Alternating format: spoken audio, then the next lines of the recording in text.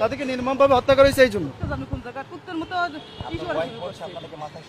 আরে সমস্যা না থাকে, সমস্যা না থাকলে এগুলো বলে আজকাল জামানায় আমি যদি করিও তাও তো আমি অত ই করি নাই, আমি প্রকাশ্যে জি আমি 2টা খতম দিছি তার জন্য, হ্যাঁ খতম দেশে করে না সারা বছর কোরআন শরীফ খতম দেশে তার সপরিবারের জন্য। বঙ্গবন্ধু এবং তার পরিবার, শেখ পরিবার যারা এই 5-15 আগস্ট যারা নিহত হয়েছে তাদের জন্য। আপনারা এগুলো সরাবেন নাকি আপনারাও তার সাথে পাগল হয়েছে? আমাকে ঢুকতে দিল না, ঢুকতে দেয় না, আমি তো গেছি, পুলিশে বাধা দিয়েছে। আমার নাম মাওলানা ওলিউল্লাহ, পিরিজপুর থেকে আসছি। পিরিজপুর থেকে আসছি, আমি থাকি ঢাকা আসছি কিছুদিন আগে, ঢাকা এক জায়গায় থাকি।